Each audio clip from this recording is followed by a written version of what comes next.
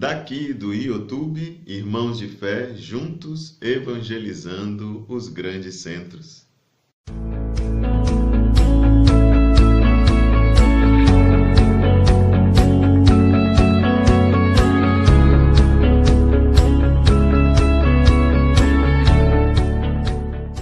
Olá, meus irmãos de fé. Você acredita? Hoje já é domingo, né? Apesar de que esse vídeo está sendo publicado no sábado, mas hoje é domingo. Depois passou das 6 horas da tarde, já é domingo, né? Vocês já estão cansados de escutar eu falar isso, né? Mas paciência, né? Dia hoje mesmo, dia 6, né? Então, no dia 6, nós estamos celebrando o sexto domingo da Páscoa. Olha aí que coincidência boa, né? Dia 6, sexto domingo da Páscoa. E a oração do dia de hoje fala assim: Deus Todo-Poderoso, dai-nos celebrar com fervor estes dias de júbilo em honra do Cristo ressuscitado. É o período pascal, né? Estes dias de júbilo é os dias da alegria pascal. Celebrar com fervor, com ardor, com entusiasmo, com intensidade, etc., né? Para quê? Que é a parte mais importante, pelo menos para mim, né? Para que nossa vida corresponda sempre aos mistérios que recordamos. Quais são os mistérios que nós recordamos? Exatamente os mistérios pascais. A gente costuma dizer que é paixão, morte e ressurreição de Cristo, né? Mas não é bem assim, né? Tem muito mais coisa nesse mistério pascal aí. Mas se você for ficar falando tudo que tem dentro do mistério, né, pascal, a frase fica muito grande, né? O brasileiro gosta de resumir, então, paixão, morte, ressurreição. Mas dentro dessa ressurreição tem a ascensão, tem a festa, tem o Pentecostes, né? Tem muito mistério para ser celebrado nisso tudo aí. A paixão, tanto de mistério que se celebra a paixão. Bom, mas isso não vem ao caso, né? O importante aqui nesse domingo, para nós não falarmos de tudo, mas falarmos de um pouco do tudo. O que a gente faz para que a nossa vida corresponda a esse mistério pascal? É complicado, né? Mas aí o Evangelho vem nos iluminar. Por quê? Porque no Evangelho aparece uma relação que existe entre o Pai e o Filho. E esta relação que existe entre o Pai e o Filho, ou seja, Deus Pai e Jesus Cristo, ela é, de certo modo, e de um modo muito autêntico e incisivo, assim, ela é para nós o modelo das nossas relações com Jesus Cristo. O modo de nós nos relacionarmos com Jesus Cristo deve ser o modo como Jesus Cristo se relaciona com o seu Pai. E esse modo como nós nos relacionamos com Jesus Cristo deve ser o modo como nós nos relacionamos uns com os outros. A liturgia desse domingo está resumida nisso, na relação que existe entre essas instâncias, Pai, Filho, Filho e todos nós. No caso, nós somos uma comunidade de irmãos, e a essa comunidade de irmãos nós damos o nome de igreja, e esta igreja é chamada a viver também essa relação uns com os outros. Para quê? Para que a nossa vida corresponda sempre com esse mistério celebrado. É para isso. Mas por quê? De onde foi que eu tirei isso? Aí vamos ler então o Evangelho. Naquele tempo disse Jesus a seus discípulos: Como o meu Pai me amou, assim também eu vos amei. Encontrou aí a relação? Como o Pai me amou, assim também eu vos amei. Existe um amor entre o Pai e o Filho. Existe um amor do Filho para com a sua igreja. Todo o seu povo que aceita o seu evangelho, que aceita a sua mensagem, faz parte desta igreja. Como meu Pai me amou, assim também eu vos amei. Permanecei no meu amor. Se guardardes os meus mandamentos, permanecereis no meu amor. Assim como eu guardei os mandamentos do meu Pai e permaneço no seu amor. É uma questão de lógica que Jesus Cristo apresenta para nós como um convite. Não é como uma ordem explicitamente imposta e você tem que permanecer. Não, é um convite. Está sendo convidado a permanecer no amor de Deus. Se você quer permanecer no amor de Deus, para que a sua vida corresponda aos mistérios que nós recordamos nesse tempo pascal, então é preciso cumprir os mandamentos. E aí, mais uma vez, nós sabemos que não basta só a fé, não basta só acreditar em Jesus Cristo, é preciso ter as obras. E, neste caso, as obras concretas é o cumprimento dos mandamentos, da lei de Deus, da lei da igreja, da sua palavra, né? Mandamento não é só aquelas 10 listinhas de preceitos, ou aqueles tantos preceitos que estão na Sagrada Escritura, né? É o conjunto daquilo que nós devemos fazer para viver e praticar o bem. Mas nós fazemos isso iluminados por Jesus Cristo. Do mesmo jeito que Jesus Cristo cumpriu a vontade do seu Pai, nós cumprimos a vontade de Jesus Cristo, vivendo estes mandamentos. E por que a gente faz isso? Só para que a nossa vida corresponda sempre aos mistérios que recordamos? Também, mas a partir disso tem uma consequência. Qual é a consequência? Lá vai. Eu vos disse isso, palavra de Jesus Cristo, para que a minha alegria esteja em vós e a vossa alegria seja plena, seja completa, seja absoluta. Aí está. Consequência lógica, consequência profunda, né, de nós cumprirmos os mandamentos de Deus, permanecermos no seu amor. Acontece que aí a nossa vida vai corresponder com os mistérios que nós celebramos, que nós recordamos. E isso vai nos trazer uma profunda alegria, que é dom do Espírito Santo. Este é o mandamento, continuando. Amai-vos uns aos outros, assim como eu vos amei. Aqui vem a terceira parte da relação.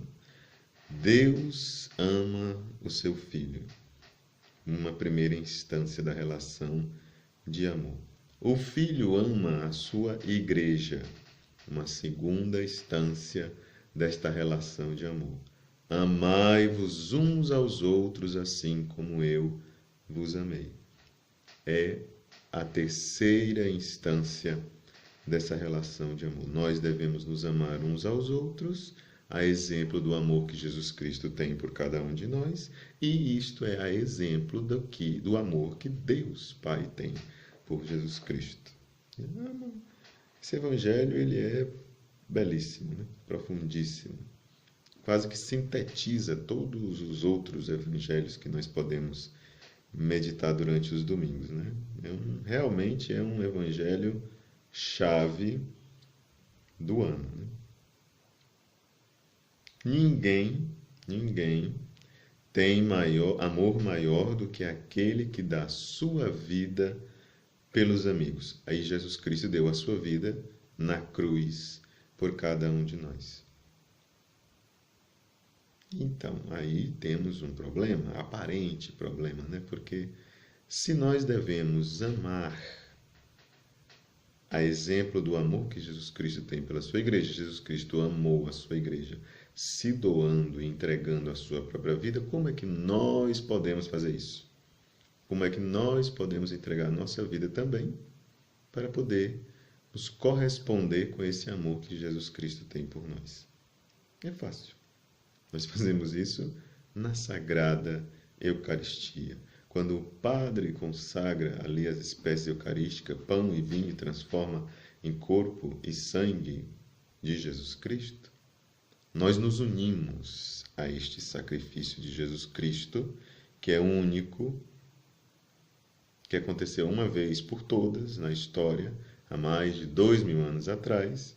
Nós nos unimos a este sacrifício participando e colocando ali naquele altar os nossos sacrifícios, as nossas dificuldades, os nossos desafios, as nossas angústias e também as nossas boas obras, as nossas boas intenções, etc, etc.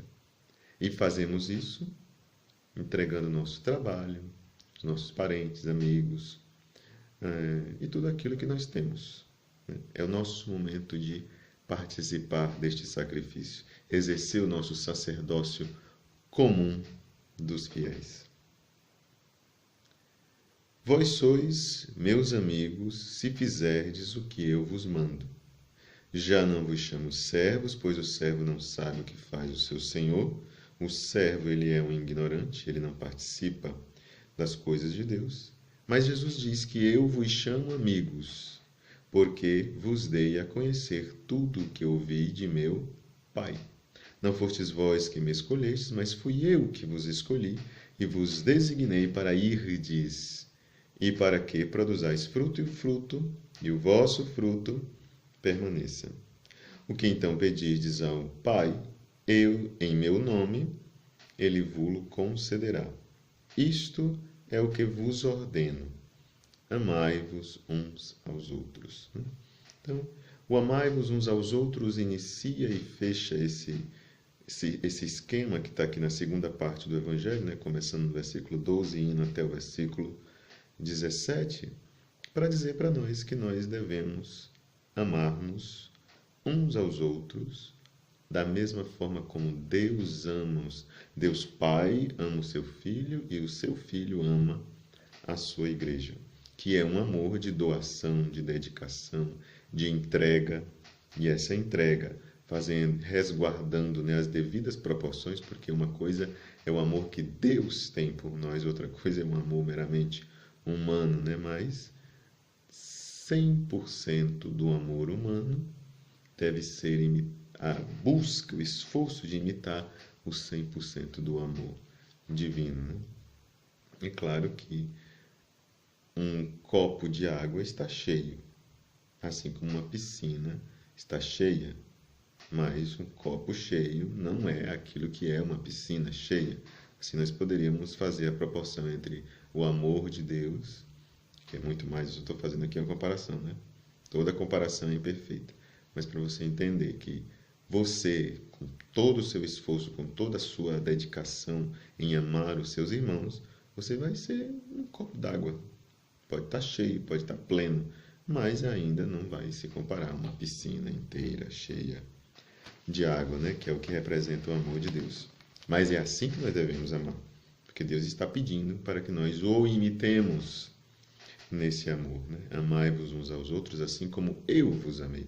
A medida do amor é Ele, assim como também é Ele a medida da oração, né? O modelo da oração. O que pedirdes ao meu Pai, ao Pai, né? Em meu nome, Ele vos concederá.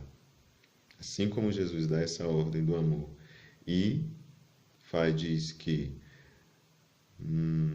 ninguém tem amor maior do que aquele que dá a sua vida pelos amigos, você está fazendo o pedido da entrega. Quando ele diz que não fostes vós que me escolheste, mas fui eu que vos escolhi, ele também faz o pedido da missão, né? Porque eles foram escolhidos e foram designados para irdes e para que produzais fruto. Nessa primeira parte, ninguém tem maior amor do que aquele que dá sua vida pelos amigos. É um convite, uma motivação para a doação da vida na medida das possibilidades de cada um, é claro.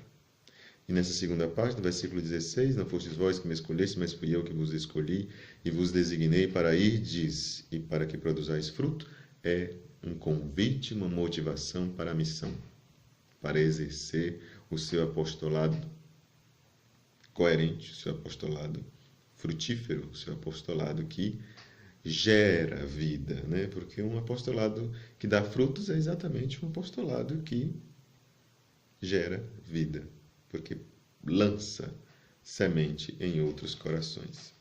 Bom, mas para que eu não ficar falando aqui só do Evangelho, né? Na primeira leitura, o contexto é a visita de São Pedro à casa de Cornélio, mas o que chama a atenção é características divinas que aparecem na boca de São Pedro, né? Que está nos Atos dos Apóstolos, evidentemente, né? Quando Pedro estava para entrar em casa, Cornélio saiu-lhe ao encontro, caiu aos seus pés e se prostrou. Mas Pedro levantou-o, dizendo: Levanta-te, eu também sou apenas um homem. conhecimento das suas fragilidades, que ele não merece toda essa pompa, né? Que às vezes falta em nós, né? Esse reconhecimento, né? Nós reconhecermos e sermos simples o suficiente para sabermos que não somos deuses, que não somos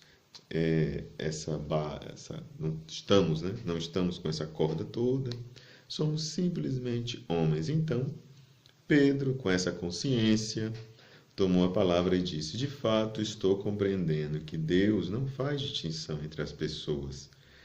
Pelo contrário, ele aceita quem o teme e pratica a justiça. Quem teme a Deus e pratica a justiça, ou seja, faz a vontade de Deus, estes Deus aceita. Não importa a raça, não importa a cor, não importa, enfim, não importa nada. O que importa é temer a Deus e praticar a justiça.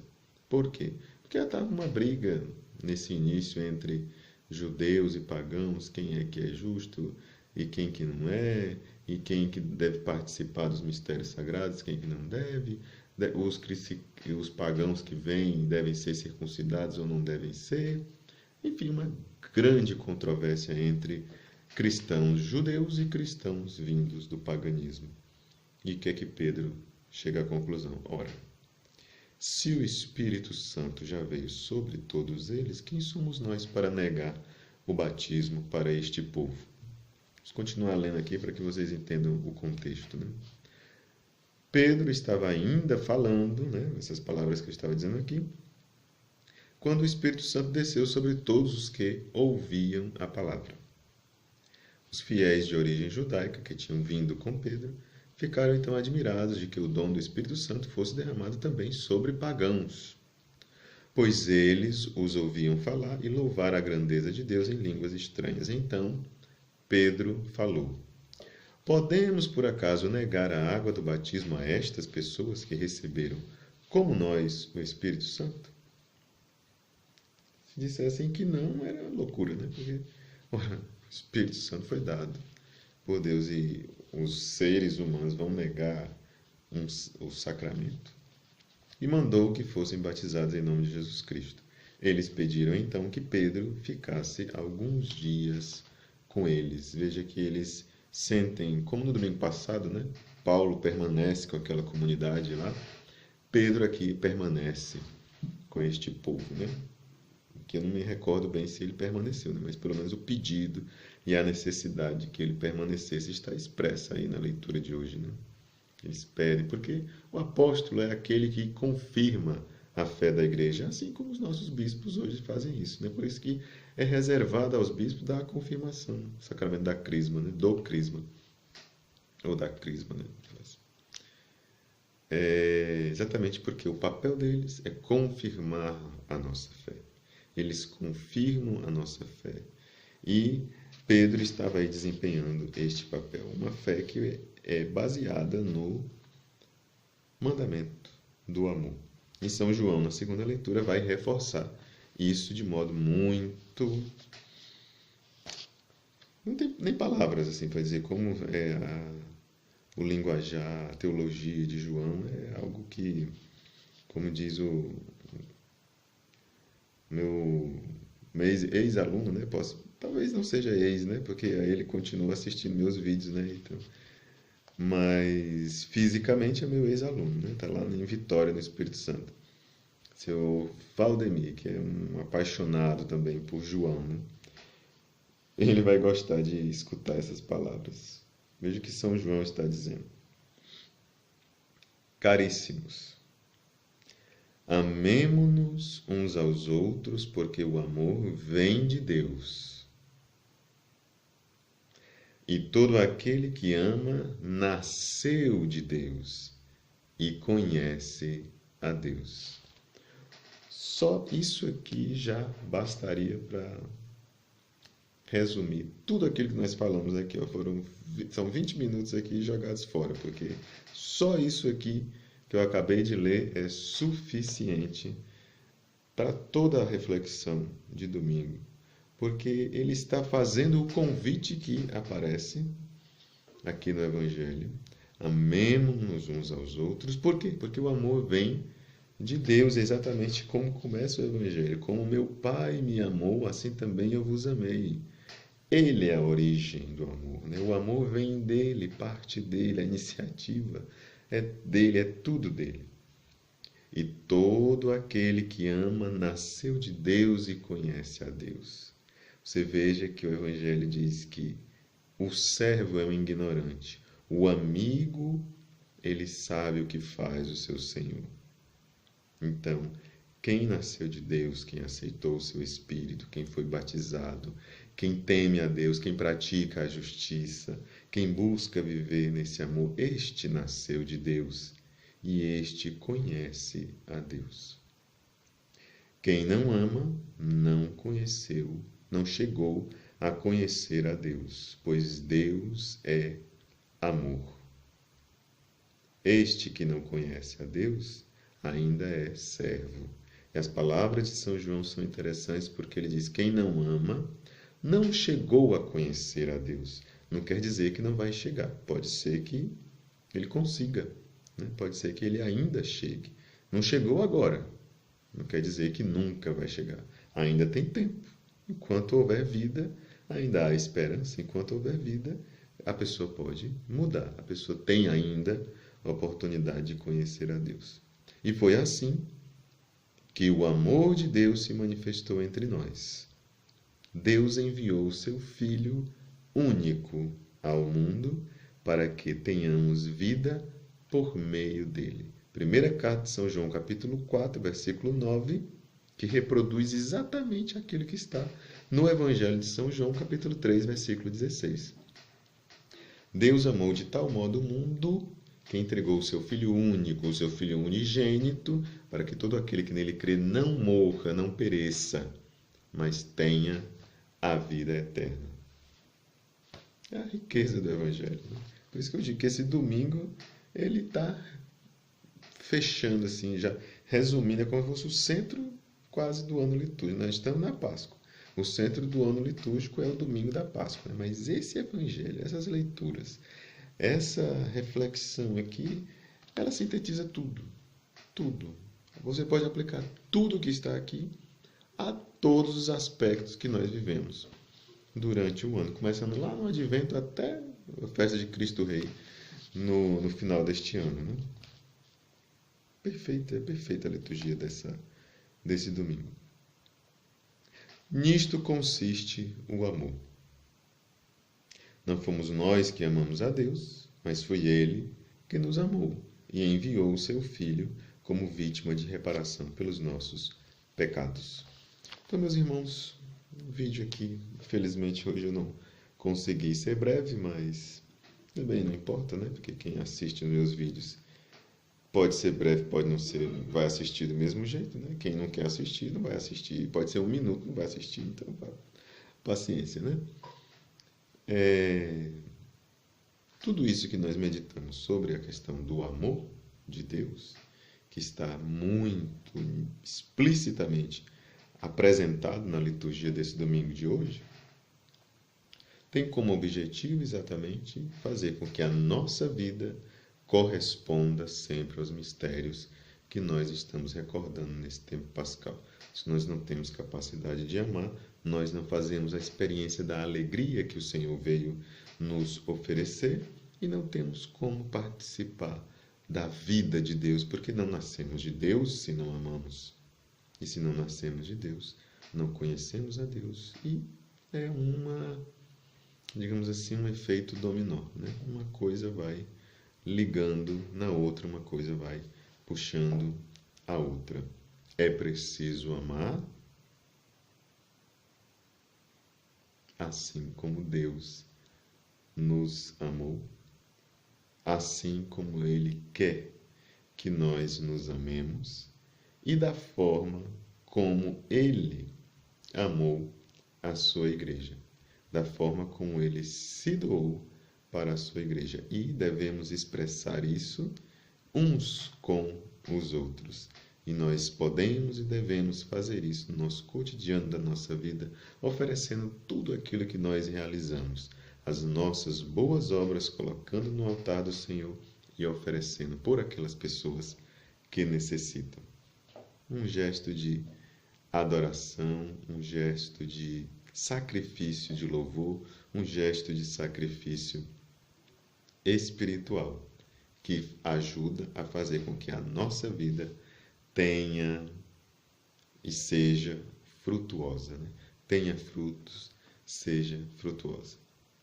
A você que me acompanha pelo meu canal Irmãos de Fé, aproveite para compartilhar esse vídeo com os seus amigos, deixar aí o seu gostei. Se você que está vendo esse vídeo ainda não é inscrito, se inscreva e faça parte dessa família dos Irmãos de Fé e ajude também a levar a palavra de Deus aonde as ondas da internet podem chegar. Um grande abraço e até o nosso próximo vídeo.